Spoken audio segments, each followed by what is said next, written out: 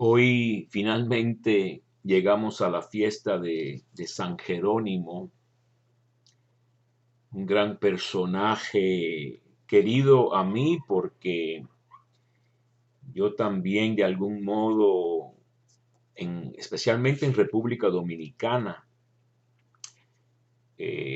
probando con los carmelitas descalzos en el campo, precisamente alrededor de esta fiesta, si no el mismo día, en el año 92, se puede decir que comencé otra etapa, una etapa seria de estudios bíblicos.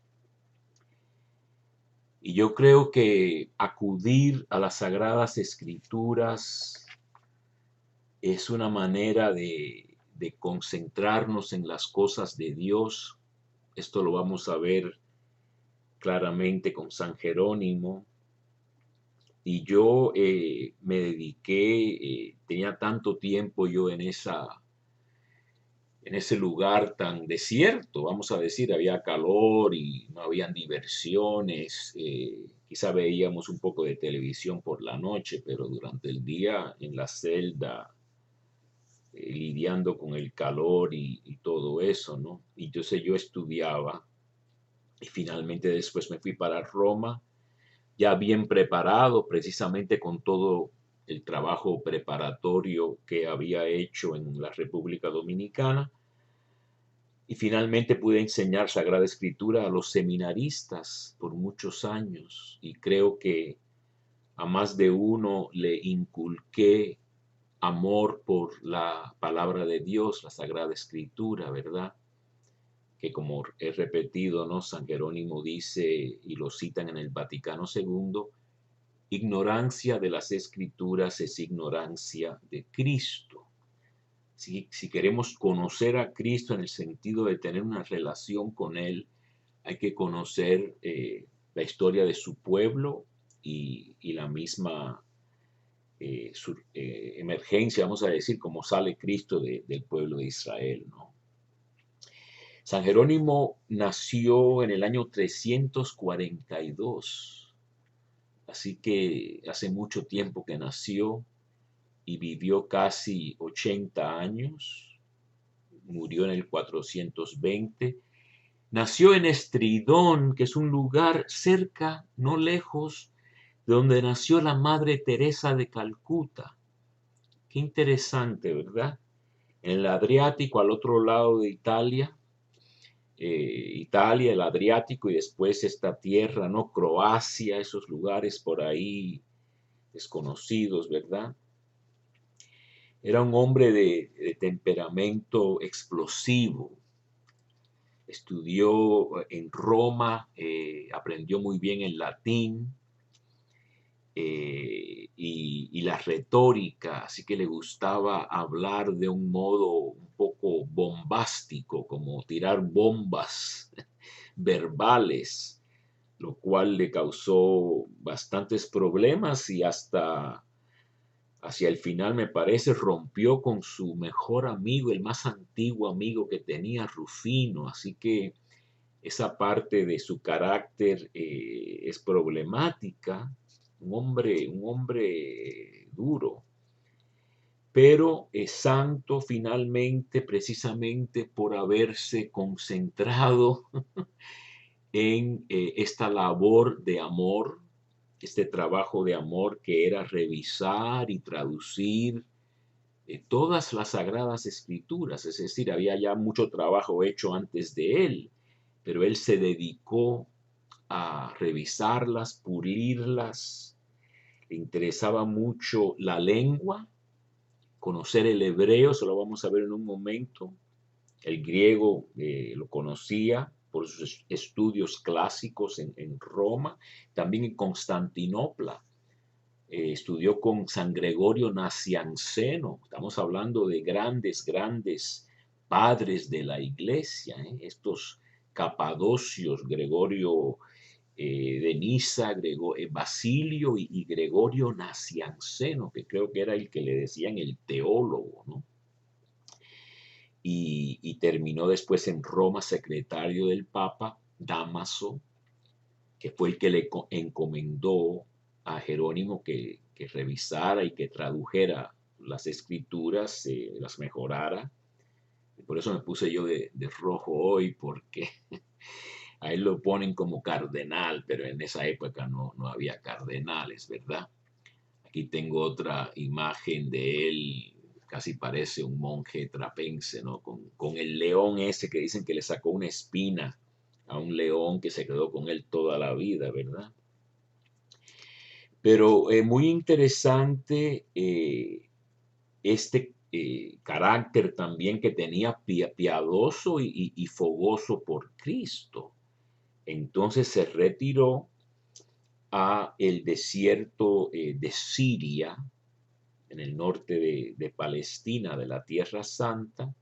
Estaba ya repleto de eremitas, ya la gente en esta época de los años 300 y pico, habían terminado las persecuciones.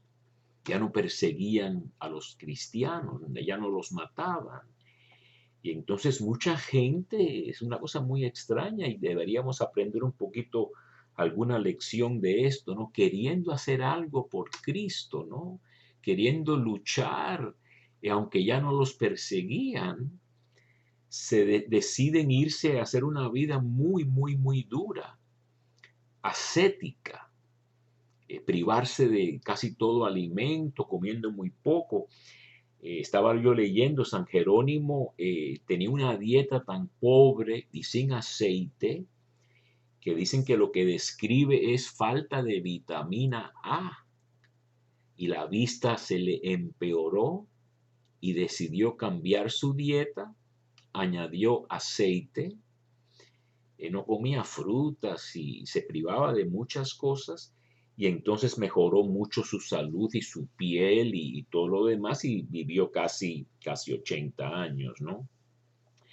Pero él en este desierto después va a Constantinopla con Gregorio Nacianceno, y en el año 382 vuelve a Roma, donde había estudiado de joven, y ahí es secretario, como dije, del Papa Dámaso.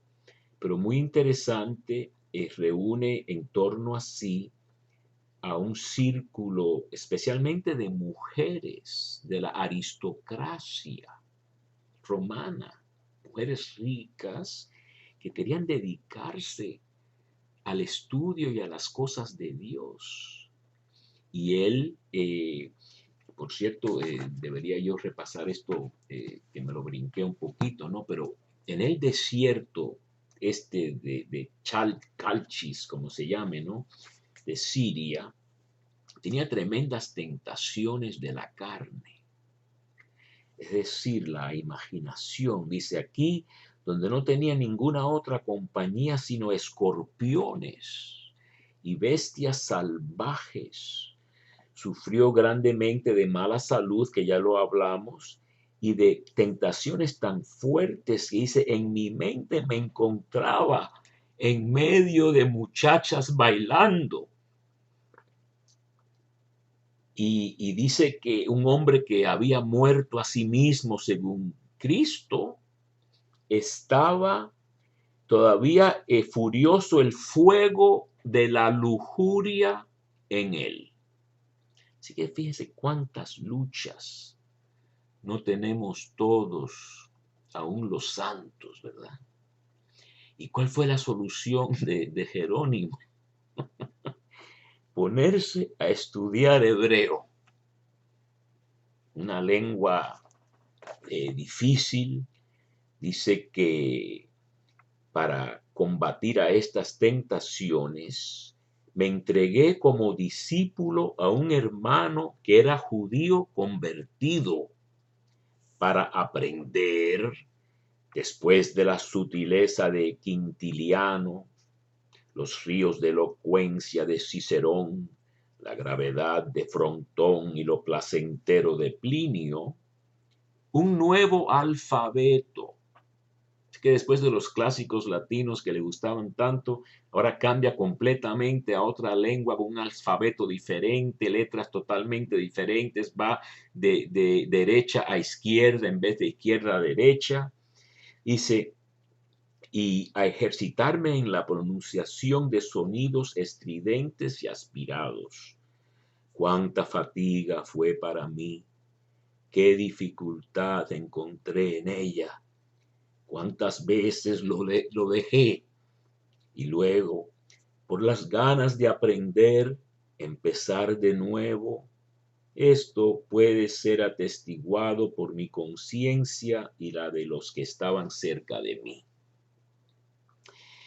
Y entonces ya con esta preparación tan grande, se va a Roma, más o menos un poco yo también hice algo parecido, más o menos a la misma edad. Él fue a los 40 años, yo a los 43, y allí con estas mujeres en el Aventino, que es una de las colinas, 7 famosas colinas de Roma, es una de las zonas residenciales más bellas de Roma. Y allí están las casas generalicias de los benedictinos, por ejemplo, muy famosa Sant'Anselmo. He estado allí, me ha tocado ir. Y la casa general de los dominicos, Santa Sabina, una iglesia antiquísima, que el Papa, creo que fue Honorio el tercero, se la regaló a Santo Domingo en los años 1200. Así que son lugares muy bellos y ahí con estas mujeres se pusieron a estudiar las escrituras. Así que él era muy áspero y muy duro, pero sí tenía estas amistades tan grandes que después lo siguen a la Tierra Santa, ¿verdad? Y entonces yo quisiera leerles, porque el tiempo siempre se va acabando, algo que a mí me conmueve mucho, es muy duro y muy radical, pero yo lo presento como aliento a que hagamos como quería decir de San Juan de la Cruz, ¿no? Que nos cueste algo este Cristo. Cuando nos sacrificamos, que nos cueste algo este Cristo, que sepamos que hay que cargar la cruz y si queremos cambiarla, dice la imitación de Cristo, encontramos una peor, ¿no? Así que yo les leo un poco de una cosa que estaba leyendo de San Jerónimo, ¿no? Dice la cita, si alguno viene a mí y no odia a su propio padre, a su madre, a su esposa, a sus hijos, a sus hermanos y hermanas, sí, y aún a su propia vida, no puede ser mi discípulo. Lucas 14:26. Dice, en el elogio de Paola, una de las mujeres estas de la aristocracia, la más famosa, es una santa ahora, ¿no? Que Jerónimo escribiría después de su muerte en 404, leemos no solo la escena atroz de la partida de las monjas del puerto romano, le llaman monjas, sino también la importancia de los ideales que perseguían. Entonces van al puerto de Ostia, que es el puerto de Roma, dirigiéndose a Belén, donde nació Jesús, donde a partir del 386 todos llevarían una vida espiritual y eremítica, de oración y de estudio de las escrituras y sus idiomas. Estamos hablando de cosas muy serias, ¿no? Fíjense qué conmovedor es esto, ¿no? Paola bajó al mar acompañada de su hermano, de sus familiares, de sus amigos e hijos, confiando en que en el último momento pudieran conmover su piedad materna e inducir a su parienta, a Paola, a cancelar la partida. En vano. Las velas del barco ya se hinchaban por el viento que soplaba y el empuje de los remos alejaba al barco de la orilla del río. En la playa, el pequeño Toxotius, el menor de Paola, extendió sus manitas suplicantes. La otra hija, la joven Rufina, seguía implorando entre lágrimas que la mamá al menos esperara hasta el día de su boda. Paola, con los ojos secos, tenía los ojos fijos en el cielo, el amor de Dios venciendo al de sus hijos, haciendo caso omiso de ser madre para erigirse en una perfecta sierva de Dios. Sus entrañas maternas se derretían del dolor, pero dejando a un lado todo cariño humano, Paola posó su espíritu en su hija Eustochium, su compañera de ideales y navegación. Eso lo dejo para que lo meditemos.